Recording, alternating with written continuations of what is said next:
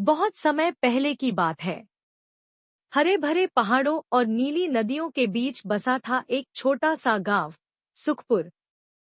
वहां एक प्यारी सी लड़की रहती थी। नाम था चांदनी।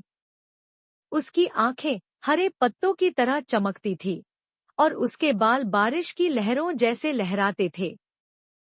चांदनी को प्रकृति से बहुत प्यार था। वह रोज सुबह उठकर पेड़ों को पानी देती, पक्षियों के लिए दाना डालती और नदी किनारे बैठकर फूलों से बातें करती। लेकिन गांव के बाकी लोग उतने अच्छे नहीं थे। वे जंगल के पेड़ों को काटते, नदियों को गंदा करते और जानवरों को परेशान करते। चांदनी अक्सर लोगों को समझाती, प्रकृति हमारी माँ है, इसे नुकसान मत पहुंचाओ। लेकिन कोई उसकी बात नहीं मानता। एक दिन चांदनी जंगल में घूम रही थी कि अचानक उसे एक पेड़ से आवाज आई, बचाओ, मुझे बचाओ। चांदनी चौंक गई। कौन बोल रहा है? मैं हूँ, कल्पवृक्ष। यह जादुई पेड़ हूँ। मुझे इंसानों ने काट दिया है।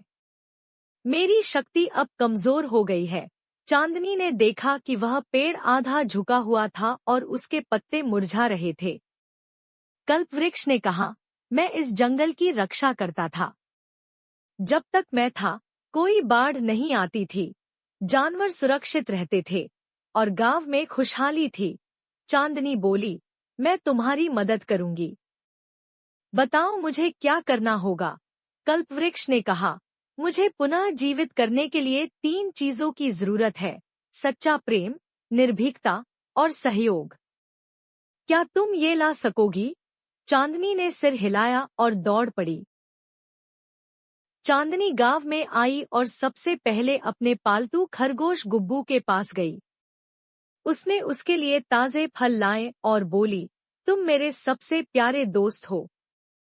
तुम्हारा प्यार ही मेरी ताकत है। जैसे ही गुब्बू ने फल खाए, एक चमकदार फूल उसके हाथ में प्रकट हुआ। यह था पहला तत्व, सच्चा प्रेम का फूल। अगले दिन वह पास के पहाड़ों में गई, जहां डरावने भेड़िए रहते थे। लोग कहते थे कि वहां कोई नहीं जा सकता। लेकिन चांदनी ने डर को हराया और चुपचाप भेड़ियों के पास गई। भेड़िए उसे देखकर गुर्राए, लेकिन वह बोली, मैं किसी को नुकसान नहीं पहुंचाना चाहती। मुझे सिर्फ जंगल को बचाना है। भेड़ियों ने उसकी ईमानदारी देखी और रास्ता दे दिया। जैसे ही वह आगे बढ़ी, एक नीला पत्थर आसमान से गिरा। यह था दूसरा तत्व, निर्भीकता का पत्थर। अंत में चांदनी ने गांव के बच्चों को इकट्ठा किया और उन्हें जंगल में हुए नुकसान की कहानी सुनाई।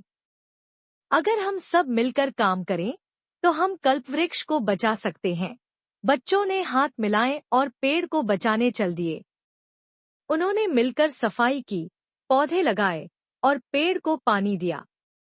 तभी आकाश से एक रोशनी गिरी और उनके बीच में उगा एक चमकता पौधा।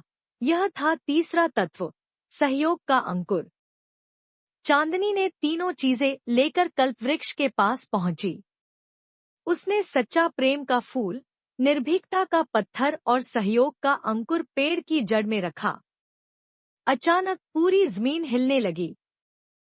पेड़ की शाखाएं ऊपर उठीं, पत्ते हरे हो गए और एक तेज रोशनी से जंगल भर गया। कल्पवृक्ष फिर से जीवित हो गया। कल्पवृक्ष ने मुस्कुराकर कहा, तुमने मेरी रक्षा की, अब मैं तुम्हारा जीवन संवारूंगा। उसने अपने एक फल को चांदनी को दिया। जैसे ही चांदनी ने उसे खाया, वह हवा में उड़ने लगी।